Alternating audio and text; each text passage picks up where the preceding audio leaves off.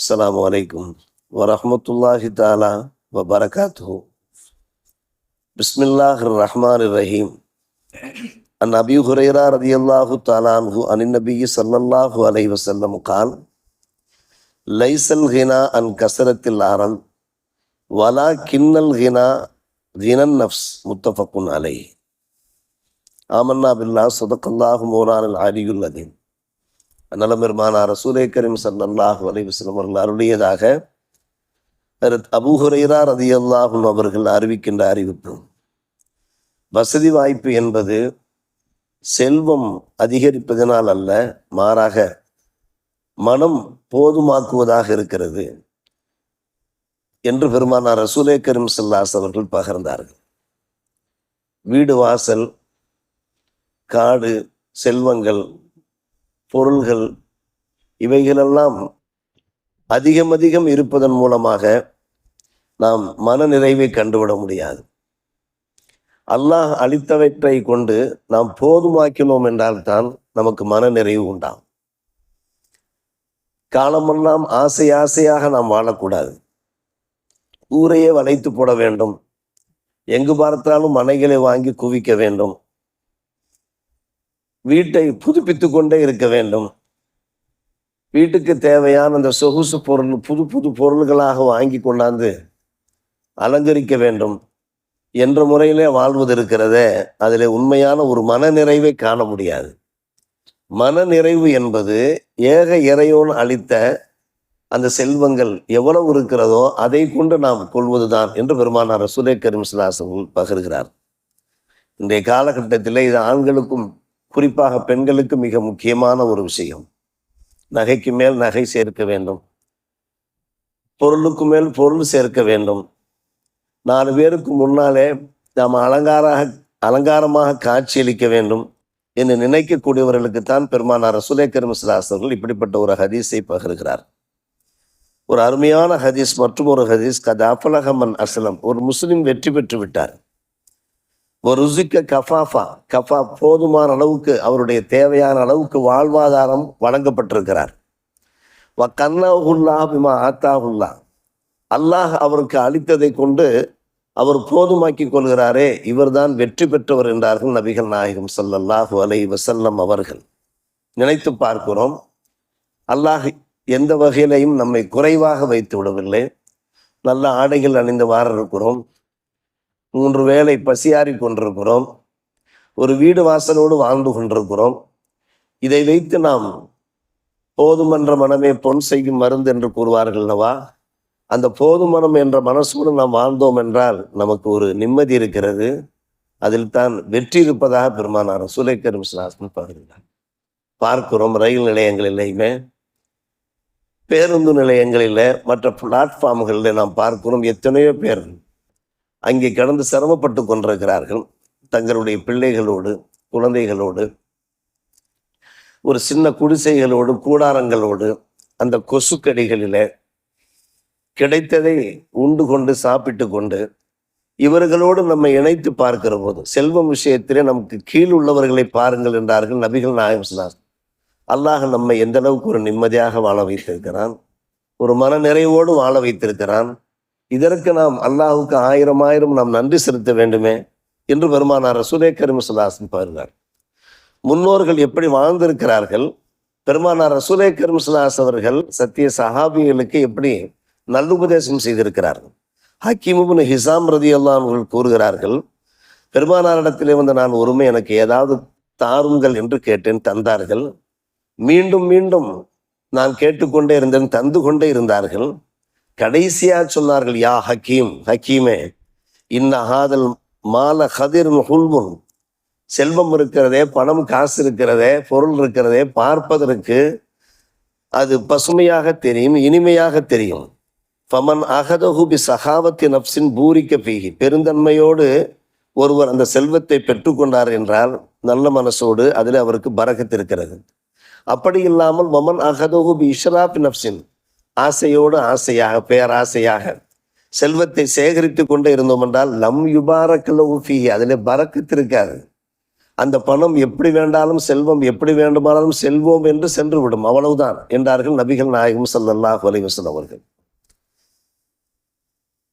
பார்க்கிறோம். கடைசியாக இறுதியாக சொல்கிறார்கள், கான கல்லதி ஏவுக்குழு வலா யஸ்பவு.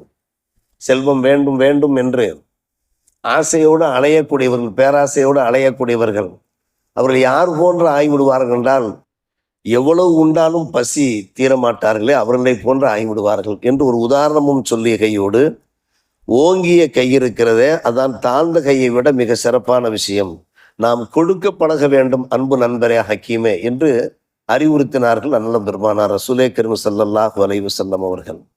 பார்க்கிறோம், ஹக்கீமுக்கு இந்த உபதேசம் இதயத்திலே ஆழமாக பதிந்து விட்டது. பதிந்ததின் விளைவாக சொன்னார்கள், யா ரசூலல்லாஹ் வல்லதி பாஸக பில் ஹக், ஏக இறைவன் மீது ஆணையாக நான் கூறுகிறேன், லா அர்ஸவு அஹதம் பாதக ஷை, இனி யாரிடத்திலேயும் நாம் எந்த ஒன்றையும் கேட்க மாட்டேன், ஹத்தா உஃபாரிக்க துனியா, துனியாவை விட்டும் நான் போகிற வரை என்று சொல்லிவிட்டார். இந்த செல்வம் பார்ப்பதற்கு இவ்வளவு அலங்காரமாக இருக்கிறது, ஆனால் அந்த செல்வத்திலே நமக்கு போதும் என்ற மனம்தான் வேண்டும் என்று தாங்கள் கூறுகிறீர்களே, இனி யாரிடத்திலேயும் எந்த ஒன்றையும் கேட்க மாட்டேன் என்று சொன்னவர்கள் கடைசி வரை என்ன செய்தார்கள், அதே தீர்மானத்தோடு வாழ்ந்தார்கள். அபூபக்கர் ரலியல்லாஹுடைய ஹிலாஃபத் காலகட்டம் வந்தது, உமர் ரலியல்லாஹுடைய ஹிலாஃபத் காலகட்டம் வந்தது. அப்போது கனிமத்து பொருள்கள், யுத்த செல்வங்கள் எல்லாம் பங்கிடுவார்கள், இவர்களுக்கு என்று ஒரு பாகம் கிடைக்கும், வேண்டாம் என்று கூறிவிடுவார்கள், வேண்டாம் என்று கூறிவிடுவார்கள். உமர் ரலியல்லாஹு அவர்கள் ஒரு முறை மக்கள் மன்றத்திலே வைத்து அறிவிப்பு செய்தார்கள், நான் இவர்களுக்கு தருகின்ற அந்த பங்கை இவர்கள் வேண்டாம் என்று கூறுகிறார்கள், வேண்டாம் என்று கூறுகிறார்கள். பெருமானாருக்கு பின்னாலே இதை தாங்கள் தெரிந்து கொள்ளுங்கள், நான் வேண்டுமென்றே அவருக்கு தரவில்லை என்று நீங்கள் நினைத்து விடக்கூடாது, நான் தந்தேன், ஆனால் அவர் வேண்டாம் என்று சொல்லிவிட்டார்கள், அதற்கு நீங்கள் தான் சாட்சிகள் என்று உமர் ரலியல்லாஹு அவர்கள் கூறுகின்ற அளவுக்கு கடைசி வரை, இறுதி மூச்சு வரை அப்படியே வாழ்ந்து மறைந்தார்கள் ஹக்கீம் இப்னு ஹிஸாம். பெருமானார் ரசூலே கரீம் ஸல்லல்லாஹு அலைஹி வஸல்லம் அந்த நல்லுபதேசம் இவருடைய இதயத்தில் ஆழமாக எப்படி பதிந்திருக்கிறது பாருங்கள். நபிகள் நாயகம் ஸல்லல்லாஹு அலைஹி வஸல்லம் இந்த உரைகளை, உபதேசங்களை நாம் கேட்கிறோம் என்றால் அதில் நாம் என்ன பலன் கண்டோம், நம்முடைய இதயங்களில் என்ன ஒரு மாற்றங்கள் ஏற்பட்டன, என்ன திருத்தங்கள் ஏற்பட்டன, யோசித்து பார்க்க வேண்டும். இதோ பாருங்கள், ஹஜ்ரத் அபூ புர்தா கூறுகிறார்கள், பெருமானார் ரசூலே கரீம் ஸல்லல்லாஹு அலைஹி வஸல்லம் அவர்களோடு ஒரு போர்க்களத்திற்கு நாங்கள் கிளம்புகிறோம். பாலைவனம், அந்த ஹிஜாஸ், திஹாமா போன்ற அந்த பிரதேசங்கள்லாம் எப்படி இருக்கும், 6 பேர் எங்களுடைய குழுவில் 6 பேர், ஒரே ஒரு ஒட்டகை, அந்த ஒட்டகையிலே மாறி மாறி நாங்கள் பயணம் பண்ணுகிறோம். காரணம், ஒரு ஒட்டகையில் 6 பேர் பயணம் பண்ண முடியாது. நக்கிபு ஷிப்ட், அக்கிபாக நாங்கள் போகிறோம். நடக்கிற போது பார்த்தால் நக்கிபத்து அக்கதாமனா, எங்களுடைய கால்களிலே கொப்புளங்கள் உண்டாகிவிட்டன, நெகங்கள் எல்லாம் துண்டாகி கீழே விழுகின்றன, கால்கள் இரத்தமாக ஆகிவிட்டது. பெருமானார் ரசூலே கரீம் ஸல்லல்லாஹு அலைஹி வஸல்லம் காலத்தில் நடந்த சம்பவம் அன்பு சகோதரர்களே புகாரி ஷரீஃபிலே பதிவாயிருக்கிறது. என்ன செய்தோம், அந்த காலிலே உள்ள அந்த புண்ணை ஆற்றுவதற்காக, அந்த காயத்தை சுகப்படுத்துவதற்காக துணிகளை வைத்து நாங்கள் சுற்றி கொண்டோம். குன்னா நலுஃபு அலா அர்ஜுலினா மினல் ஹரிக்கி, அதன் காரணமாக அந்த போருக்கு தாத்துர் ரிகா, துண்டு துணிகளுடைய போர் என்ற பெயராகிவிட்டது. ரிகா என்றால் ருகா, ருகாவுடைய பன்மைதான் ரிகா, ரிகா என்றால் துண்டு துணிகள். நாங்கள் துண்டு துணிகளை காலிலே மடித்து கட்டி கொண்டு சென்ற காரணத்தினாலே அந்த போருக்கு அப்படிப்பட்ட ஒரு பெயர் உண்டாகிவிட்டது. லிமா குன்னா நாசிபு அலா அர்ஜுலினா மினல் ஹரிக்கி, அந்த துண்டு துணிகளை கட்டிய காரணத்தினாலே. இந்த ஹதீஸை ஒரு முறை சொன்ன அபூ புர்தா கூறுகிறார்கள், அதற்கு பின்பு சொல்ல அவர்கள் விரும்பவில்லை. காரணம், நாம் செய்த ஒரு நன்மையை மக்களுக்கு மத்தியிலே பிரஸ்தாபித்து கொண்டிருக்கக்கூடாது, அதன் மூலமாக ஒரு பெருமையை தேடி கொண்டிருக்க கூடாது என்று சொல்லி அத்தோடு நிறுத்திவிட்டார்கள். இதை அவர்கள் சொல்லியிருக்காவிட்டால் நமக்கே தெரிந்திருக்காது. சொல்கிறார், மா குன்து அஸ்னோபின் அதுக்குறா, இனிமேல் சொல்வதற்கு நான் விரும்பவில்லை என்று அவர்களே என்ன செய்து விட்டாலும் பின்பு இது பற்றி எடுத்துரைக்கவில்லை என்று பார்க்கிறோம். என்றால் சற்று யோசித்து பார்க்கிறோம், எப்படிப்பட்ட ஒரு வாழ்க்கை வாழ்ந்திருக்கிறார்கள். அவர்கள் நினைத்திருந்தால், ஆசைப்பட்டிருந்தால் ஒரு சுகபோகமாக வாழ்ந்திருக்கலாம், ஒரு இன்பகரமாக வாழ்ந்திருக்கலாம். எத்தனை பணக்காரர்கள், எத்தனை செல்வந்தர்கள், கோடீஸ்வரர்கள் அவர்கள் தங்களுடைய மதத்தின் பக்கம், அவருடைய அந்த சமயத்தின் பக்கம், அவருடைய சித்தாந்தங்கள் பக்கம் அவர்கள் இழுத்து கொண்டிருந்தார்கள். ஆனால் அதை ஏற்கவில்லை, இந்த சத்திய சஹாபிகள் ஏற்கவில்லை. அந்த ஏழ்மையை, எளிமையை அவர்கள் மிக பிரியமான முறையில் எடுத்துக்கொண்டார்கள். இன்னும் ஒரு சின்ன நிகழ்ச்சி தான் அருமை சகோதரர்களே, பெரியவர்களே. அபு அப்துர் ரஹ்மான் அவுஃப் இப்னு மாலிக் அல்-அஷ்ஜை இஸ்லாத்துக்கு வருகிறார்கள். நபிகள் நாயகம் ஸல்லல்லாஹு அலைஹி வஸல்லம் அவரிடத்தில் பையத்து செய்கிறார்கள். பாயஅனாக்க யா ரசூலல்லாஹ், பையத்து செய்து கொடுத்தோம் என்று சொல்கிறார்கள். பெருமானார் அந்த நண்பர் கேட்கிறார்கள், அலாம நுபாயுக்க யா ரசூலல்லாஹ், என்னென்ன விஷயங்களுக்காக நான் பையத்து செய்து கொடுக்கிறோம், நாங்கள் எப்படி வாழ வேண்டும், இந்த பூ உலகில் நாங்கள் எப்படி வாழ வேண்டும்? ஆம் அன் தாபுதல்லாஹ், அல்லாஹுகள் நான் துஷ்ரிக்கு செய்ய, எந்த சிறுக்கும் வைக்கக்கூடாது, வஸ்ஸலவாத்தில் ஹம்ஸா, இவரை தொழுக வேண்டும், துத்தியுள்ள அல்லாஹுக்கு நீங்கள் கட்டுப்பட வேண்டும் என்று சொல்ல பெருமானார் ரசூலே கரீம் ஸல்லல்லாஹு அலைஹி அவர்கள் அந்த அன்பரை மெதுவாக அழைத்து காதுக்குள் ஒரு விஷயம் சொன்னார்கள். வாசர்ற கலிமத்தன் ஹஃபீஃபா வலா தஸாலு நாஸ ஷையா, மக்களிடத்திலே போய் அது வேண்டும் இது வேண்டும் என்று நீங்கள் கேட்கவே செய்யாதீர்கள். இதை ஓப்பனாக சொல்லாமல் அவருடைய காதிலே பேசுகிறார். இந்த வார்த்தை அவருடைய மனசிலே ஆழமாக பதிந்து, அதற்கு பின்பு அந்த அப்துல் ரஹ்மான் அவுஃப் அல்-அஷ்ஜையை நாங்கள் பார்க்கிறோம். அவர் ஒட்டகையில ஏறி அமர்ந்திருப்பார் அல்லது குதிரையில ஏறி அமர்ந்திருப்பார். அவருடைய கையிலே உள்ள சாட்டை கீழே விழுந்துவிடும். அவர் மெனக்கெட்டு இறங்கி அந்த சாட்டை எடுத்துக்கொண்டு அவர் ஏறி அவர் புறப்பட வேண்டும். அந்த நேரத்தில் கூட யாரிடத்திலையும் என்னுடைய சாட்டை எடுத்து தாருங்கள் என்று கேட்க மாட்டார். காரணம், பெருமானார் சொல்லிவிட்டார்கள், நீங்கள் யாரிடத்திலையும் எந்த ஒன்றையும் கேட்கக்கூடாது என்று சொல்லிவிட்டார்கள். பைசா கேட்கக்கூடாது, திர்ஹம் தீனார் கேட்கக்கூடாது என்றுதான் நாம் விளங்குகிறோம். ஆனால் எந்த ஒன்றையும் கேட்கக்கூடாது என்று விளங்கி அந்த அப்துல் ரஹ்மான் என்ன சொல்கிறார்கள், அந்த சாட்டை விழுந்தாலும் கூட யாராவது ஒருத்தர் வேகமாக ஹெல்ப் பண்ண முடியும், எடுத்து கையில் கொடுக்க முடியுமா, ஒரு மெனக்கெட்டு கீழே இறங்க வேண்டிய அவசியம் இல்லை. அப்போது கூட அவர்கள் என்ன செய்யவில்லை, கேட்கவில்லை என்று கூறுகிறார்கள் என்றால், அருமை சகோதரர்களை, பெரியோர்களை, இப்படி நிறைய விஷயங்களை நாம் இந்த ஹதீஸ் பாடத்திலே பார்க்கிறோம்.